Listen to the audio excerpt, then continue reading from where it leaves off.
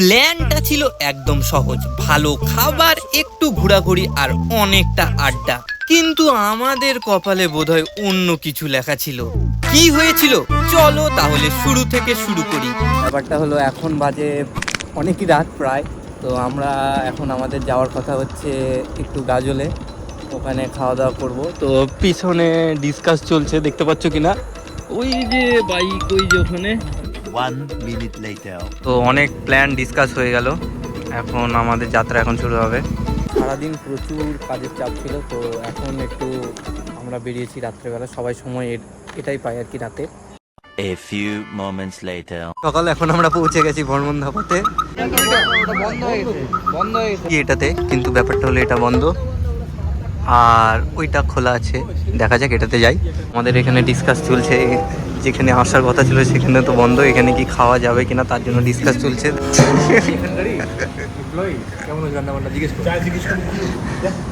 A few moments later. এখন আমরা আবার বেরিয়েছি, অন্য কোথাও খাওয়া মানে পাওয়া যাবে নাকি ভালো, এখানে আমাদের মন বসছে না আর কি, জন্য আবার যাচ্ছি। এবার ধাবা খুঁজতে হবে আর কি, আবার অ্যাডভেঞ্চার শুরু। তো আমাদের অনলাইনে এখন সার্চ করা চলছে, আমাদের একজন মেম্বার সার্চ করছে। পেয়েছে খুব খিদে পেয়েছে। এই খিদেতে আমরা এখন কি করব বুঝতে পারছি না। তো একটু আগে বললো আমার হলেই হবে, হলেই হবে।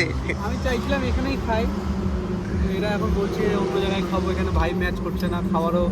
আর আমাদের সরণ যে ক্যাটারিং বয় আছে, হ্যাঁ। সে লোকের এক্সপ্রেশন দেখে বললো যে খাওয়ার ভালো না। অভিজ্ঞ, খুব অভিজ্ঞ ডাক্তার তো।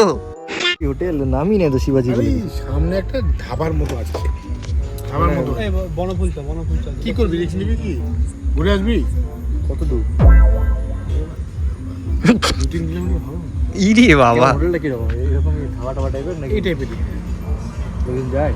আমার মনে হয় বনফুল বন্ধ হয়ে গেছে, রাজু ওটা বন্ধ হবে। বনফুল যদি বন্ধ হয়ে যায় তাহলে রিক্স নিলাম না। বনফুলে ফোন করি নাকি? ফোন লাগা, ফোন লাগা। ফোন করো, তাহলে বনফুলেই যাবো। টোকাউড়ি তো খাবো আমরা, চাপের কি আছে? বর্মন ধাবা বন্ধ হয়ে গেছে মানে এই লাইনে গুগলে দেখাচ্ছে যে ক্লোজ। যে বাচ্চা কোচা কোনো খাবার হবে দাদা? আপনাদের ভালো ভালো খাবার আইটেম লাগলে এর সাথে কন্ট্যাক্ট করবেন। 2000 years later. সব বন্ধ, তার জন্য আবার যাচ্ছি এখানে। এবার মনে হয় মালিক লাথি দিয়ে বের করে সবাই কাটায়। তো বুনিয়াদপুর থেকে গাজল এসেছি, আর টাইমটা দেখো, এত রাতে এত দূর এসেছি শুধু এই তরকা রুটি খাওয়ার জন্য। তো এইদিকে আমাদের রুটি তরকা খাওয়া হচ্ছে, আর আরেকদিকে হচ্ছে আইবুড়ো ভাত স্পেশাল, সেটা হলো এই যে আইবুড়ো ভাত খাওয়ানো চলছে। কমপ্লিট, এখন আমরা যাচ্ছি, বাজে রাত 2টো। অনেক কাজের ব্যস্ততার মাঝেও একটু সময় বের করে এইভাবে একসাথে বেরোতে পেরেছি, এটাই আজকের দিনের সবচেয়ে ভালো লাগার ব্যাপার।